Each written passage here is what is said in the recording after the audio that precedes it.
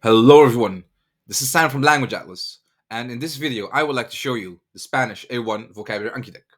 In this video, we will look at three things. First, I'd like to show the course structure of the Spanish A1 vocabulary Anki deck. Second, I'd like to show the course content, and I'll do so by looking at three Anki decks within the overall Spanish A1 vocabulary Anki deck. And third, I'd like to show some brief editing options. So let's get started with the first point, which is to show the course structure. Now, before I do so, you may have noticed that there are two Spanish versions over here. You have the European Spanish A1 vocabulary and the Latin American Spanish A1 vocabulary. Now, normally you double click on an Anki deck to open it. However, I've already done so. I can see the two Spanish versions right over here. Now, what I would like to note is that in terms of course structure, they're both exactly the same. However, when it comes to the course content, they differ, as one is Latin American Spanish, the other is European Spanish. I will go in more detail into that point when it comes to my second point of course content. But I would like to begin with my first point by having already mentioned that. So let's get started with the Latin American Spanish one, A1. And when we begin, we can see that there are 9 chapters: pronouns, conjunctions, verbs, nouns, adjectives, adverbs, prepositions, determiners, and numbers. Now, if you go to chapter 4 nouns, you can see that there's a little plus icon in front of it. If you click on it, you can see that there are 20 subdecks. They range from academia and intellect, animals, arts and entertainment, body and health, all the way to time, maths and numbers, and transportation. Now, what I have done is that I have taken a look at all the nouns in chapter 4 nouns, and I've categorized them by theme. So if you wish to learn more about clothing and fashion, you can do so. If you wish to learn more about food and drinks, you can do so. If you wish to learn more about nature and environment, you can do so. Whatever you would like to learn more about, you are able to do so. Now, that was the course structure of Latin American Spanish A1. Now I'd like to show you the course structure of European Spanish A1. And again, I would like to mention that they're the same, but I would like to show you anyway. So you can see we have the European Spanish A1 over here. I click on the little icon to show you what's inside. And you can see that it's the same. Pronouns, conjunctions, verbs, nouns, adjectives, adverbs, prepositions, determiners, and numbers. And again, if I click on this, you can see it's the same as well. So I'd just like to finish my first point when it comes to course structures by saying again, course structure is exactly the same from European Spanish A1 and Latin American Spanish A1. What is different is the content, the sentences, the audio, the IP annotations, certain words, etc. So that was my first point to show the course structure. Now I'd like to go to my second point, which is to show the course content. I will look at 3 decks, 2 from European Spanish and 1 from Latin American Spanish. So you can have a good idea of what you will find inside. And again, even if you're interested in other Spanish version, in terms of setup, they're the same. It's just the words, the sentence, the audio, etc. is different. So you will learn a lot regardless of what type of Spanish you prefer. So go to chapter 4 nouns, and I will click on home. I'll click on study now, and this is the first card type. We see that we have a Spanish sentence over here with 2 blank areas, 2 underscores. Underneath that, we have the English translation. You have a key that belongs to me. And over here, you can see which version of you you're talking about. A key is bolded and underlined, and that is also the word that we're looking for that goes right over here.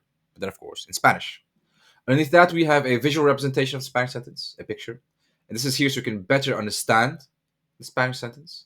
And many studies have shown that if you have a visual representation, an image, you're able to better memorize sentences, better able to memorize concepts and words. So this will really help you as well. So let's see, what is a key in Spanish? Tú tienes una llave que me pertenece. La llave, una llave. Las llaves, unas llaves. Great. So we have over here what I like to call the sentence area. Let's begin with that. You can see that we have the sentence, the Spanish sentence over here with a certain part in pink. And that was the answer that we were looking for. Now, why is this in pink? That's because Spanish is a gender language. You have masculine nouns and adjectives, feminine nouns and adjectives. And all the masculine nouns are shown in blue and all the feminine nouns are shown in pink. And this will allow you to better memorize the gender of nouns and of course identify them as well. Underneath that, we have the IP notation of the Spanish sentence. So this is here so you can better pronounce the Spanish sentence. It's really helpful. Underneath that, we have the English translation. And if you click on this, you can hear the audio. Tú tienes una llave que me pertenece. Underneath that, we have the singular area. So this is the singular noun. This is the feminine noun. So pardon me, this is the singular noun in its definite form. And this is the singular noun in its indefinite form. Over here, we have the IPA notation. And over here, we have the English translation. So singular noun, IPA notation of singular noun, translation of singular noun, and audio. La llave, una llave. Underneath that, we have the plural area. So this is the noun in its plural form, the IPA notation, the English translation, and the audio. Las llaves, unas llaves. And I would like to mention that in terms of setup, so what you see over here, sentence singular, plural, Latin American, European are exactly the same. However, the pronunciation is different, the IPA is different, certain words that may be used are different. So in terms of setup, it's the same, but of course, there's a difference between European and Latin American Spanish. Let's do another one. All the children in the class are going on a school trip. The class. How do you say that? Todos los niños de la clase van a ir a la excursión. La clase, una clase. Las clases, unas clases. So we see again the same setup. We have a sentence area, we have a singular noun area, we have a plural noun area. You see the noun in its definite form, the noun in its indefinite form, IPA translation, and the same thing we have seen over here. Let's do another one. The room I got was nicely arranged. How do you say the room? La habitación que me tocó estaba muy bien arreglada. La habitación, una habitación. Las habitaciones, unas habitaciones. Great. The kitchen in my new house is big. How do you say the kitchen? La cocina de mi nueva casa es grande. La cocina, una cocina. Las cocinas, unas cocinas. I think you get the picture now. Let's see what a masculine noun looks like. The floor is full of bacteria. You should not walk barefoot. How do you say the floor? El suelo está lleno de bacterias. No deberías caminar descalzo. El suelo, un suelo. Los suelos, unos suelos. And what is interesting right over here is that we see that the noun was in pink before because we're dealing with feminine nouns, but now the noun is in blue. Why is that? That is because the floor in Spanish is masculine. So once again, masculine nouns blue, feminine nouns pink. So I'd like to now show you the second card type. We've seen this card before. You have a key that belongs to me, and beforehand we had to know what goes inside the blank areas, but now we have to actually type it. And this tests whether you can spell the words correctly. So let's see what happens if I spell the word correctly. Tú tienes una llave que me pertenece. La llave, una llave. Las llaves, unas llaves. So if you have the word correctly, Anki shows the answer in green. However, what if you do not have the word correctly? What if you make a mistake? Todos los niños de la clase van a ir a la excursión. La clase, una clase. Las clases, unas clases. So what I had correct is shown in green, which is very little. What incorrect is shown as red. And underneath it, we have the correct answer. So over here, what I should have had is shown in gray over here, and the things I had correctly are shown in green. So Anki really helps you understand what you did right and what you did wrong, and corrects your spelling as well. So this is incredibly important when it comes to actually spelling the words. And I could continue like this, but I think you get the picture, more typing exercises. So now I'd like to go to the second deck, which is chapter 5 adjectives. I'll click on it and I'll click on study now. And we see something we've seen before. We see a Spanish sentence with a blank area. We see the English translation, a noun bolded, underlined, excited, the word that we're looking for. And we see a visual representation, so a picture. Los niños estaban muy entusiasmados por ver a Papá Noel. Entusiasmado, entusiasmada. Entusiasmados, entusiasmadas. And we were looking for the Spanish word for excited. And you see something very interesting over here. You see that we have actually two answers, and another two answers over here. Why is this? I mentioned before that Spanish is a gendered language. So we have masculine singular adjectives and feminine singular adjectives. We have masculine plural adjectives and feminine plural adjectives. So you have to match the adjective with the noun in gender and number. However, because you see all the different versions, you can learn them as well. You see you have the IPA notation, you have the English translation, you have the audios that I mentioned before. So you will learn all the different versions of the adjectives, and this Anki deck is incredibly good resource for that. Carlos answered me with an angry tone. How do you say angry? Carlos me contestó con tono cabreado. Cabreado, cabreada. cabreados, cabreadas.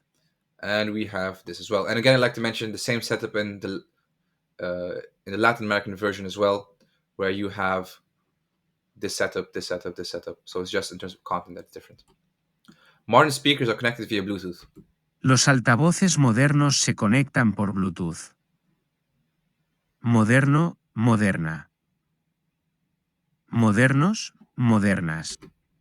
Let's do one more. There's no possible reason for his resignation. No hay motivo posible para su dimisión. Posible, And I think you get the picture.